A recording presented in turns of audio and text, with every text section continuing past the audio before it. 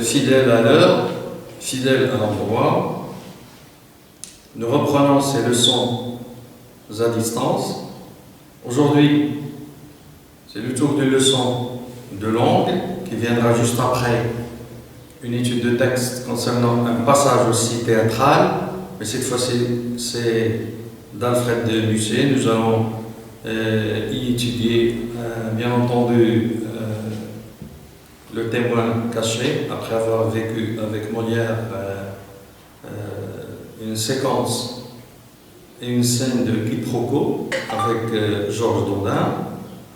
Pour aujourd'hui, il s'agit d'une circonstancielle, la circonstancielle particulièrement d'opposition, ce qu'on appelle aussi la circonstancielle oppositive, qui consiste à exprimer l'opposition par rapport à la principale. Nous avons une situation où il y a la principale et la circonstancielle. Et bien, la circonstancielle exprime une idée, un rapport d'opposition, deux idées contraires. Et bien entendu, cette opposition se fait par rapport à la principale.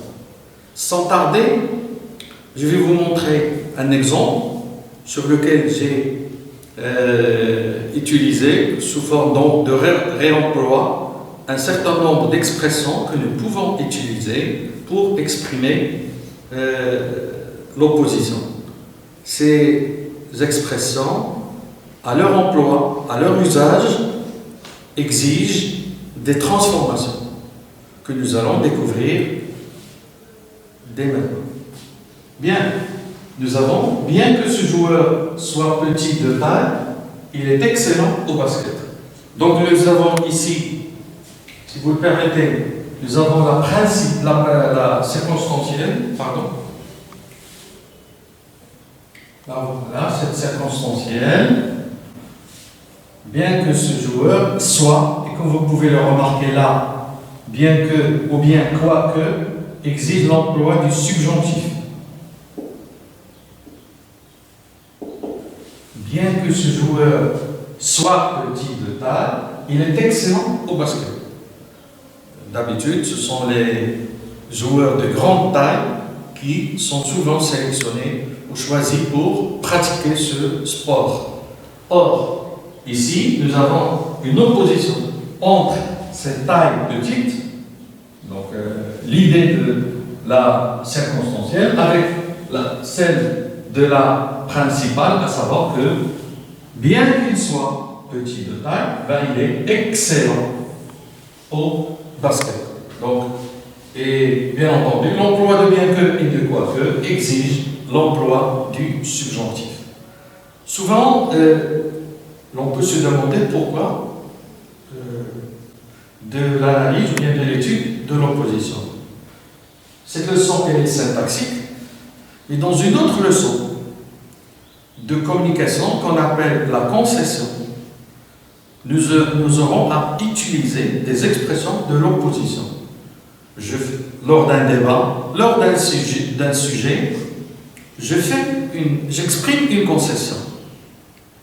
Souvent, parfois, par politesse, pour ne pas contrarier celui qui, devant moi, mon interlocuteur, je concède.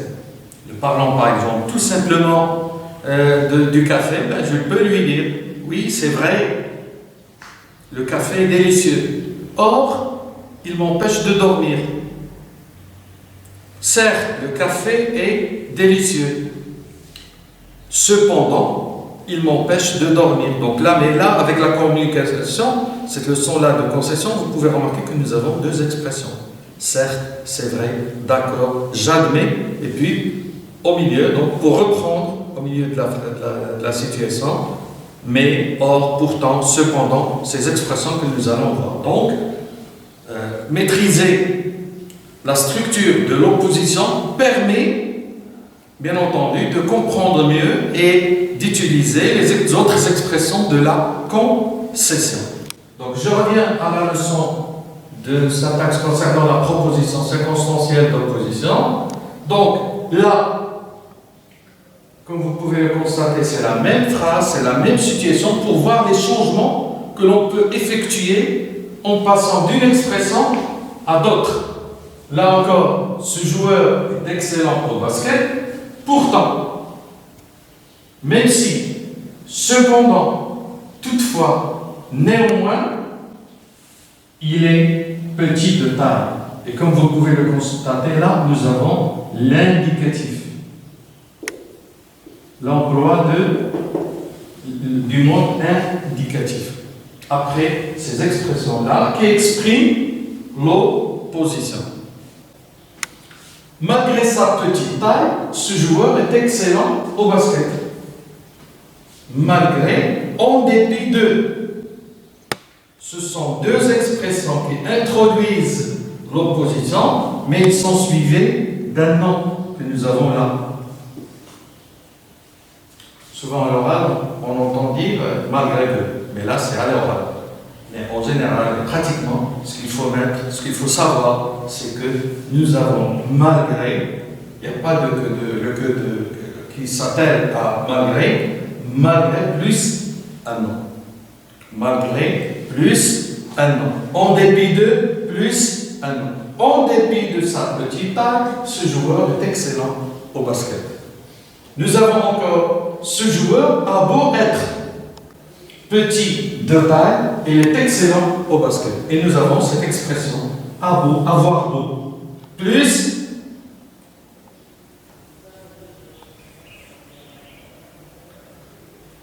un infinitif.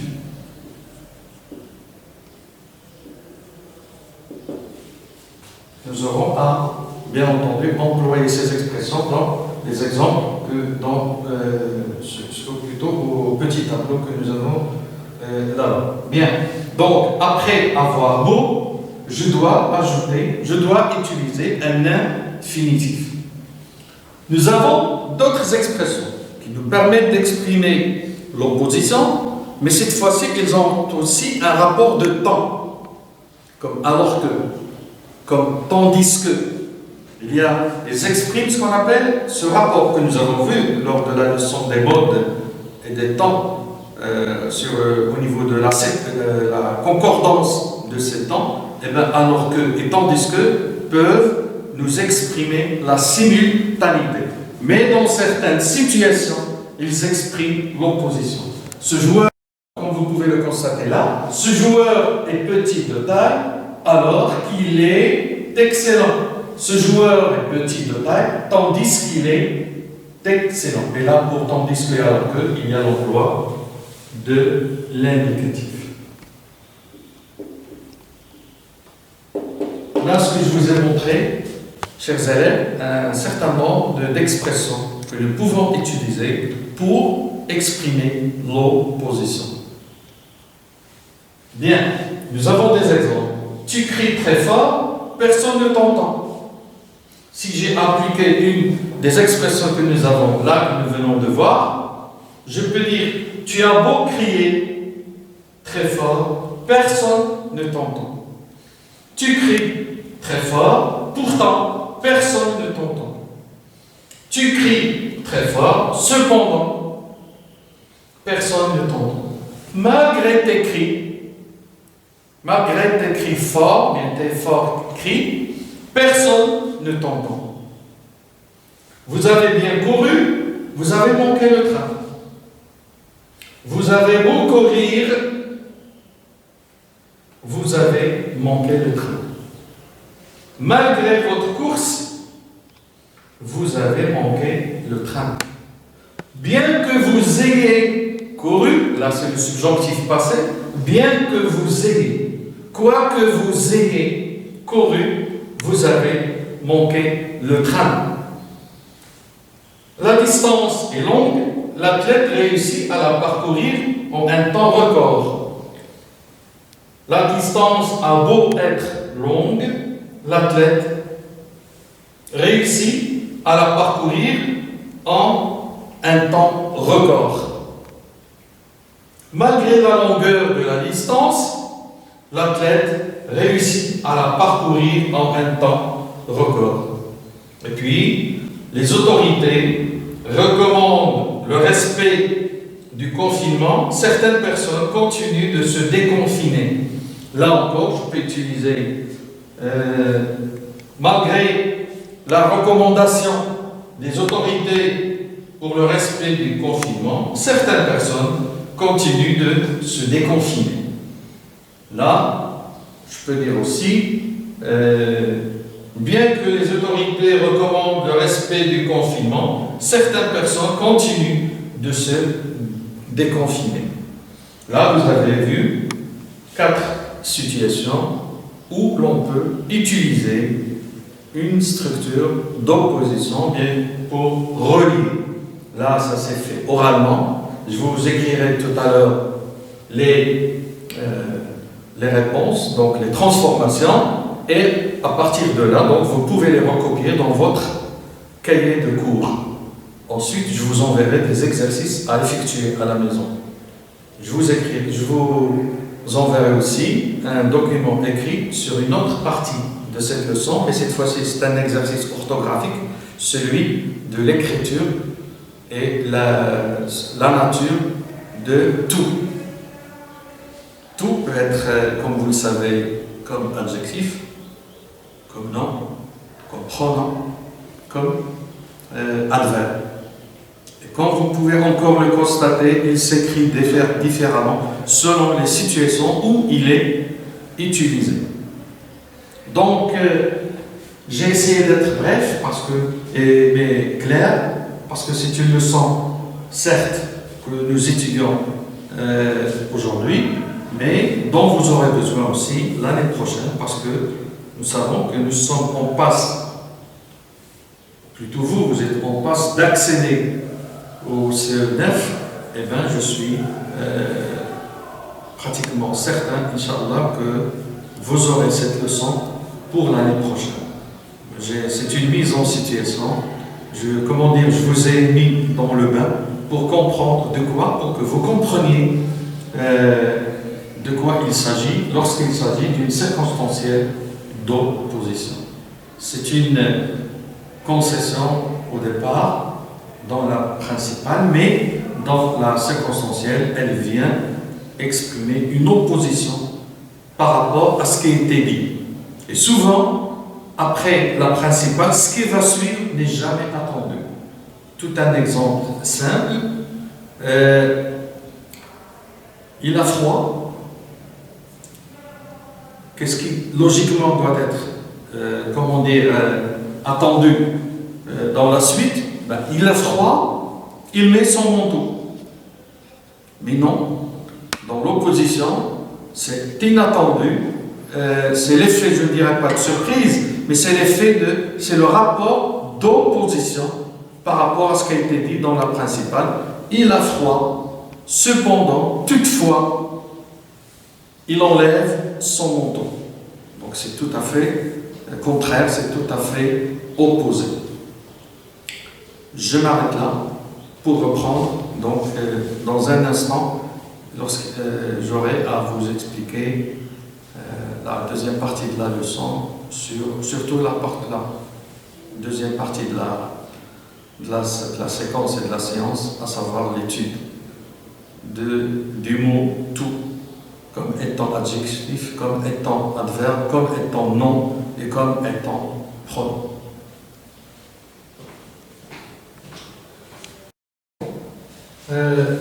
Pour ces situations-là, je vous propose les transformations qui leur correspondent. Donc, respectivement, je peux dire pour la première situation que j'ai là, tu as beau crier, personne ne t'entend.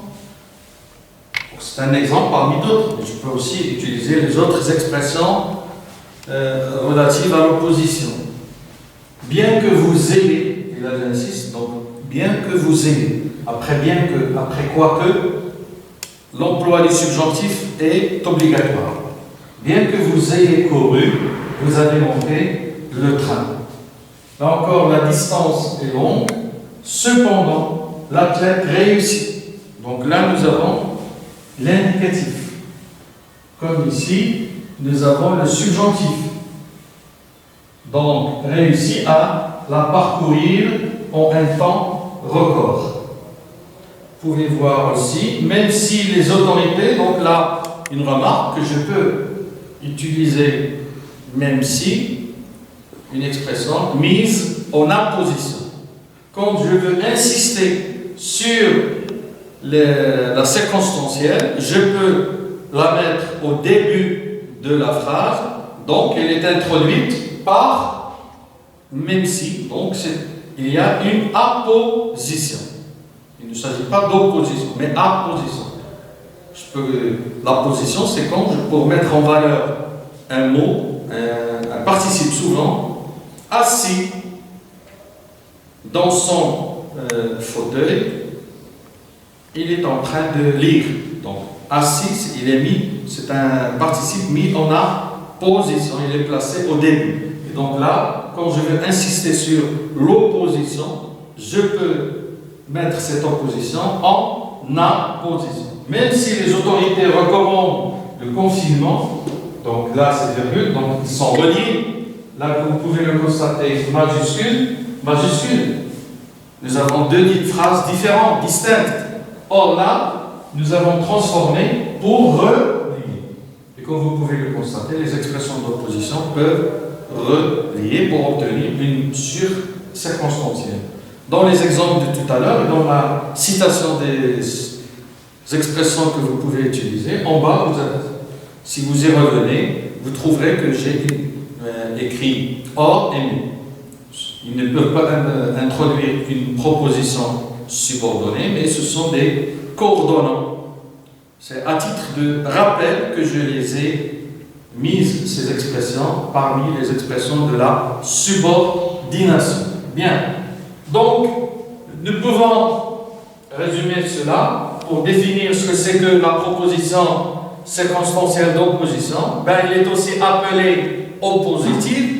Elle est utilisée pour exprimer l'opposition. Deux idées contraires, deux idées contradictoires parfois, d'opposition avec ce qui est dit dans la principale. Et tout à l'heure, j'ai insisté pour dire que souvent, ce qui est dans la circonstancielle est inattendu. On ne s'attend pas à cette explication, à ce qu'il y ait ce rapport. En principe, il y a la conséquence, il y a cause à effet. Mais souvent, pour l'opposition, je ne m'attends pas à ce qui va suivre après la principale, tout simplement parce que ce que contient la circonstancielle est opposé et contraire à ce qui a été dit dans la principale. Donc, pourquoi? Quel est l'objectif? C'est pour mettre en relief deux faits, pour attirer l'attention. Cela, bien entendu, il se situe au-delà de l'expression de l'opposition. Quelle est sa valeur, si on ose dire? Mettre en relief deux faits pour attirer l'attention et frapper les esprits. L'opposition, c'est aussi, ça peut découler une figure de style, comme l'oxymore. Quand je dis jour et nuit, quand je dis mort-vivant, quand je dis, c'est des antonymes, pratiquement, c'est l'opposition. C'est dans ce cadre-là que se situe la circonstancielle d'opposition. J'espère que j'étais un petit peu clair, même si c'est bref. Pour le reste de la définition, je vous l'enverrai sur écrit, donc noir sur blanc. J'espère que vous avez compris ce que c'est que l'opposition. Vous avez saisi et appris et su les expressions que nous pouvons utiliser pour exprimer une opposition et bien sûr les transformations qui s'en suivent. Je vous remercie. Tout à l'heure, vous aurez aussi ce que je vous ai promis avant, à savoir l'emploi bien sûr divers, parce qu'il a un emploi divers ce mot-là, le mot tout, TUT. Pourquoi le mot tout, pardon? Tout simplement parce que j'ai remarqué que dans vos productions que vous m'envoyez, et je saisis l'occasion pour remercier tous les élèves qui m'ont envoyé leurs productions, j'en étais très très ravi.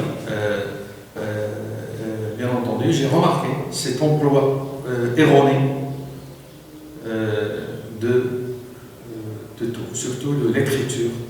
fausses de cette expression.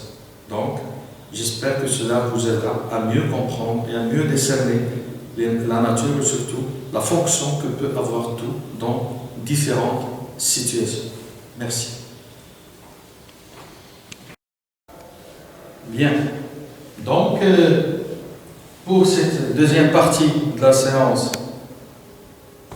concernant l'orthographe, comme vous pouvez le constater, nous avons tout qui s'écrit avec T-O-U-T, T-O-U-T-E, T-O-U-S et T-O-U-T-E-S. Là, c'est masculin singulier, féminin singulier, masculin pluriel, puis féminin, donc finalement féminin pluriel. Nous pouvons avoir tout comme étant un adjectif indéfini, comme étant un pronom indéfini, comme un adverbe, et enfin comme nom. Pour ce qui est de l'adjectif, tout est un adjectif indéfini. Pourquoi indéfini? Parce que comme je dis, tout, ou toutes, ou tous, tous les jours, je ne définis pas précisément un jour. Je parle de tous les jours, donc c'est indéfini. Bien, indéfini s'accorde. Et qui dit s'accorde, dit variable. Il s'accorde en genre et en nom avec le nom auquel il se rapporte. Comme vous avez l'exemple ici, toutes les mamans étaient présentes à la fête. Toute la gamme a été achetée par tous les pères sont fiers de leurs enfants.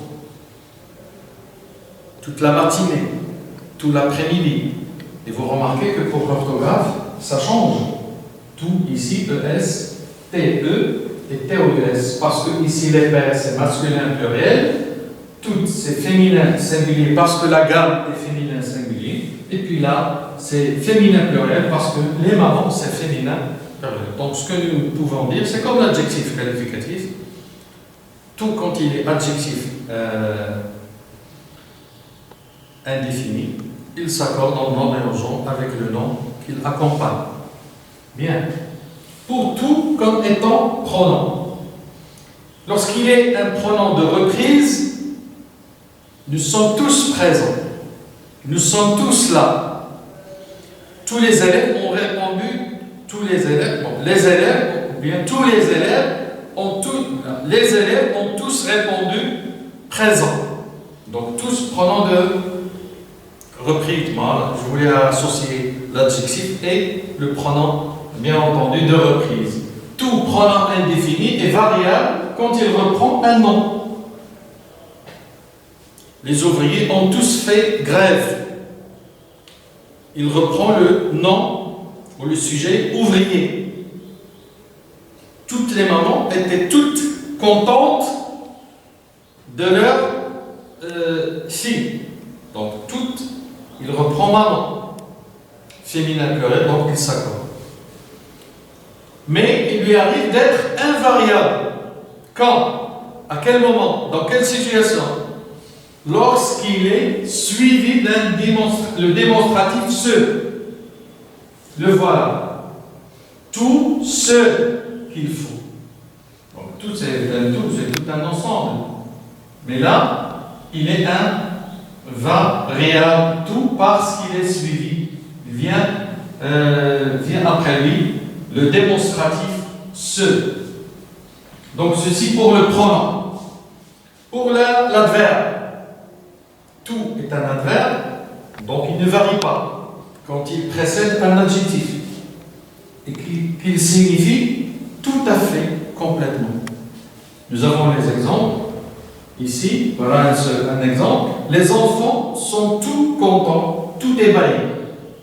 Donc il est suivi d'un adjectif. Et là, les enfants sont complètement contents. Les enfants sont tout à fait ébahis. Et parce qu'il signifie tout à fait et signifie complètement, je ne dois pas l'accorder. Il ne varie pas. Alors lui aussi, quand est-ce qu'il doit varier?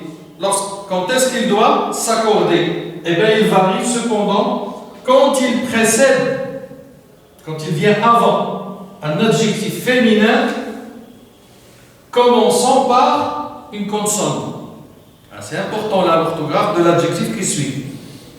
Les fillettes sont toutes. Là j'ai accordé pourquoi. Et pourtant c'est un adverbe comptant qui veut dire très.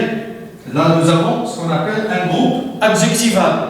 Qu'est-ce que c'est qu'un groupe adjectival? C'est lorsque j'associe un adjectif avec un adverbe. J'obtiens un groupe adjectival. Donc là, c'est un adverbe qui s'accorde. Pourquoi? Parce que nous avons un adjectif qui commence par une consonne. Non pas par C, avec B, D. Non pas avec C seulement. Avec D, avec B, avec F, avec N, N. Donc toutes les consonnes. Lorsque j'ai un adjectif qui vient juste après tout comme étant adverbe, eh bien il s'accorde. Ce qui n'est pas le cas ici, qui semble tout inquiète. Tout ici est invariable parce que inquiète, adjectif qui commence par une voyelle. Et là encore, avec cette semi-voyelle H et BT. H c'est une semi, elle n'est pas complètement voyelle, elle n'est pas complètement non plus consonne, mais elle est surtout, elle est proche des voyelles. C'est une semi. On dit une semi-voyelle. Donc là, vous remarquez qu'il n'y a pas d'accord. Comme c'est le cas encore là. L'adverbe ici ne s'accorde pas parce que l'adjectif qui vient après, juste après, commence par une voyelle. Là, c'est tout à fait le contraire, il commence par une consonne. Qu'est-ce qu'il nous reste? Eh bien, c'est le nom. Tout en tant que nom semble uniquement au masculin singulier. Un tout, le tout. Quand vous regardez une émission culinaire, par exemple, celle de Choumicha, ne serait-ce que par exemple, elle dit, prenez de la farine, prenez un peu d'eau, une cuillère d'huile, mettez le tout dans une marmite. Mettez le tout. Le tout, c'est masculin singulier, mais il définit le pluriel. Mais là, il n'y a pas d'accord parce qu'il est non. Lorsqu'il est non, il est invariable. Il prend toujours le masculin singulier. J'espère que vous avez, avec cette explication et avec cet aperçu-là sur l'orthographe de tout et sur sa valeur, vous allez pouvoir distinguer et faire la différence entre surtout pendant l'écriture, surtout pendant la rédaction. Je vous remercie de votre attention. Je vous enverrai les exercices, certes. Je vais vous demander auparavant de lire et d'écouter attentivement les explications que vous aurez à recevoir avant cette séance de langue. C'est plutôt, plus particulièrement cette leçon de langue où j'ai associé la syntaxe avec l'orthographe, des audios concernant l'étude de texte de Alfred, donc le passage théâtral de Alfred de Musset. Je vous remercie de votre attention et à très bientôt. Bon Ramadan et bon confinement.